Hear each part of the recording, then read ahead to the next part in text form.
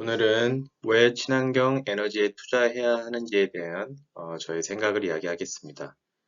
현재 인류가 사용하고 있는 에너지는 화석 연료들인데, 화석 연료는 석탄, 석유, 천연가스와 같은 것들이죠. 네, 이런 화석 연료가 친환경 에너지인 풍력, 태양광, 수소로 에너지 패러다임이 바뀌고 있습니다.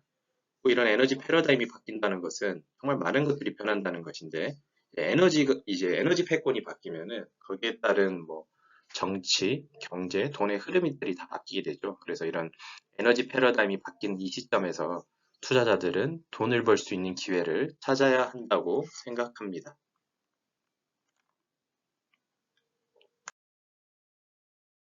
그러면 왜 친환경 에너지로 패러다임이 바뀌어야 되느냐? 그 이유는 지금 세계 온실가스 배출량이 약 528억 톤 정도 된다고 합니다. 그런데 이 528억 톤 중에 75%가 에너지 생산 과정에서 발생을 한다고 합니다. 그래서 이 온실가스 배출량을 줄여야지 지구 온난화 등 여러 환경 문제를 막을 수가 있는데, 이 온실가스를 배출하려면 결국 에너지를 바꾸지 않으면 인류가 지속적으로 생존할 수 없다는 이제 전 세계가 이제 문제의식을 가지게 된 겁니다.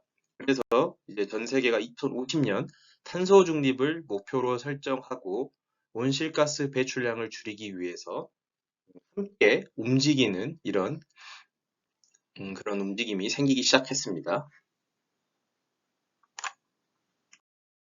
그리고 이런 친환경 에너지로 변화하는 움직임은 유럽에서 가장 빠르게 지금 움직이고 있는데, 대표적인 게 유럽에서 2023년부터 탄소 국경 제도를 적용한다고 합니다. 이거는 굉장히 큰 의미가 있는데, 그냥 너 이거 탄소 줄여라, 양심껏 좀 줄여라 이렇게 이야기하는 게 아니라 탄소에도 가격이 있다는 것이 유럽의 주장입니다. 그래서 너가 탄소를 배출한 만큼 돈을 내라. 이게 탄소 국경 제도인데, 이게 우리나라한테도 굉장히 이제 실질적인 그런 그 규제로 다가오게 될 것입니다. 왜냐하면 우리나라는 석탄이 전력의 40%를 차지하고, 그래서 석탄이 들어가는 전기를 써서 배출되는 CO2만큼은 이제 돈을 내야 되는데, 그러게 되면 2023년부터 우리나라가 약 탄소국경세로만 6천억 원을 내야 되고, 2030년도부터는 1조 8,700억 원을 탄소국경세로 내야 될 것으로 지금 예상이 되고 있습니다. 그래서 뭐 이런 석탄이나 이런 화석연료를 써서 전력을 생산하는 그런 기업들은 이제 발등에 불이 떨어진 겁니다. 그렇다면 이 친환경 에너지 중에서 저는 특히 수소에서 투자 기회를 찾고 있는데, 왜 수소인가? 거기에 대해서 이야기 드리겠습니다. 뭐 친환경 에너지에는 뭐 풍력, 태양광, 그리고 수소 이런 다양한 에너지들이 있는데, 대표적인 에너지들이죠. 근데 풍력, 태양광은 이제 한마디로 자연의 힘을 이용해서 어떤 에너지를 생산하는 건데, 이 자연은 인간이 예측할 수 없다는 그런 문제를 가지고 있습니다. 풍력을 예로 들어보면 바람이 엄청 불었다가 또 바람이 안 불 수도 있고, 태양도 마찬가지로 뭐 어떤 뭐 며칠간은 태양이 쨍쨍 내릴때다가 또 며칠은 뭐 구름이 껴서 태양이 안 올 수도 있고, 이런 식으로 어, 풍력 태양과 같은 재생 에너지는 가변성이 많다는 이런 특성을 가지고 있습니다. 그런데 이런 것을 보완해 줄 수 있는 게 수소입니다. 예를 들어서 바람이 만든 전기 에너지를 수소로 저장할 수가 있고, 뭐 그렇기 때문에 이런 재생 에너지의 단점을 보완해 줄 수 있는 게 수소이고, 그래서 저는 재생에너지랑 수소가, 풍력, 태양광 같은 재생에너지랑 수소가 함께 성장을 할 것이고, 특히 수소의 역할이 중요해질 것이라고 생각하고 있습니다. 유명한 미래학자였던 제레미 리프킨이 그래서 수소는 인간 문명을 재구성하고 세계 경제와 권력 구조를 재편하는 새로운 에너지 체계로 부상할 것이라고 그렇게 이야기하기도 했습니다. 그렇다면 수소의 특성에 대해서 한번 알아보겠습니다. 수소는 흔하지만 흔하지 않은 에너지라는 그런 특징을 가지고 있습니다. 왜 흔하냐? 그러면 10년 전에 태양과 풍력이 지금의 수소라고 이야기할 수도 있는데, 왜 그러냐면 수소는 우주 전체 질량의 75%, 그리고 부피의 90%를 차지하는 굉장히 어떻게 보면 흔하고 쉽게 우리 주변에 있는 에너지입니다. 단지 눈에 보이지 않는다는 것이죠. 그런데 수소가 또 흔하지만은 않습니다. 왜 그러냐? 그러면 수소가 이렇게 주변에 많이 있고 흔한 에너지임에도 불구하고 수소는 단독으로 존재하지 않고 화학물 형태로 다른 에너지와 함께 결합된 형태로 존재한다는 특징을 가지고 있습니다. 예를 들어서 수소는 산소랑 같이 결합이 돼 있다든가 아니면 질소랑 같이 결합이 돼 있다든가 이런 식으로 혼자 있지 않고 꼭 다른 녀석이랑 같이 붙어 있다는 특징을 가지고 있습니다.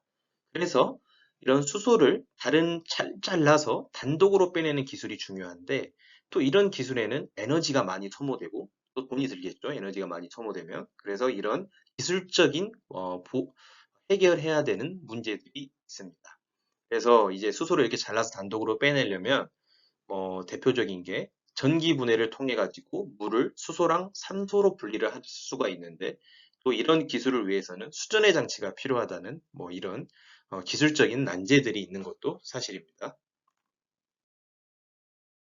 그리고 수소의 종류에는 또 그레이 수소, 블루 수소, 그린 수소 이렇게 세 가지 종류가 있습니다. 이제는 좀 친환경 에너지에 관심이 있으신 분들은 어느 정도 다들 아시는 내용이라고 생각해서 간단하게만 설명을 하고 넘어가겠습니다. 그레이 수소는 이제 부생수소, 계질수소라고 하는데 대표적인 게 석유화학 공정에서 석유화학 제품을 만들면서 부생으로 나오는 이런 수소들이 있습니다. 그래서 생산 과정에서 CO2를 배출한다는 그런 CO2를 배출한다는 특징이 있는데 그래서 이제 그레이 수소라고 하고 블루 수소는 천연가스나 석탄을 고온 고압의 상태에서 개질을 해가지고 수소를 만듭니다. 그래서 그런 수소를 만들 때 배출되는 CO2는 또 포집을 해가지고 어, 대기로 배출되지 않도록 하는 그런 수소를 말합니다. 그래서 생산 과정에서 CO2는 발생하지만 결과적으로 그거를 배출하지 않게 하면서 환경에 환경이 덜 오염될 수 있도록 하는 것이 블루 수소이고 그린 수소는 말 그대로 정말 청정 수소를 이야기합니다. 그래서 물을 전기 분해해 가지고 그런 또 전기 분해를 할 때도 풍력이나 태양광 같은 재생 에너지를 이용해서 전기 분해를 하고 또 거기서 수소랑 산소를 생산해내는 정말 청정 수소를 그린 수소라고 합니다. 그런데 지금 현실적으로 생산되는 수소 중에 95%가 그레이 수소이고 그러기 때문에 앞으로 인류는 그린 수소를 지향하면서 나아가게 될 건데 이제 이상적으로는 그린 수소가 제일 좋지만 현실적으로 문제가 뭐냐면 재생 에너지를 이용해서 대량으로 전기를 생산해야만 그린 수소를 만들 수가 있는데 그런 지역은 이제 한정이 되어 있다는 이제 현실적인 문제가 있습니다.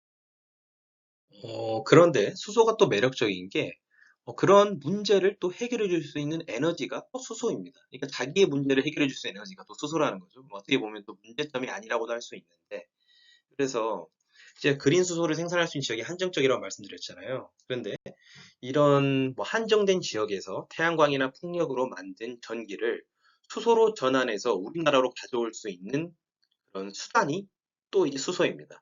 그렇기 때문에 석유가 이제 전 세계에서 이렇게 운송이 됐던 것처럼 향후 수소가 이제 전 세계적으로 이렇게 운송이 되고 유통이 되는 그런 시대가 올 것이라고 생각합니다. 그렇게 수소가 대량으로 운송될 수 있는 특징이 뭐냐? 그거는 수소는 단위 무게당 재생 에너지를 저장할 수 있는 밀도가 화석 연료의 약 3배입니다. 그러니까 같은 양의 에너지를 운송을 한다고 하면 화석 연료로 3번 옮겨야 될 거를 수소로는 한 번에 옮길 수 있습니다. 그래서 태양광으로 전기를 생산한 다음에 그거를 수소로 전환을 해가지고 수소로 운송을 하면 화석 연료로 운송하는 것보다 3배에 가까운 에너지를 운송할 수 있다는 그런 특징을 가지고 있습니다. 그런데 또 그렇게 수소를 또 대량 수송하기 위해서는 또 해결해야 될 문제가 있습니다. 수소를 기체로 운송을 하면 이게 부피에 많은 수소를 운송할 수가 없기 때문에 수소를 액체화해야 된다는 그런 또 문제가 있죠. 그래서 이런 수소를 액체화해서 운송하기 위해서 필요한 에너지가 또 암모니아입니다. 그래서 저는 이 암모니아에서도 앞으로 이제 굉장히 많은 투자의 기회가 있을 거라고 생각을 하고 있고 이런 암모니아에 대해서는 또 다음 편에 이야기해 드리도록 하겠습니다. 지금까지 들어주셔서 감사합니다.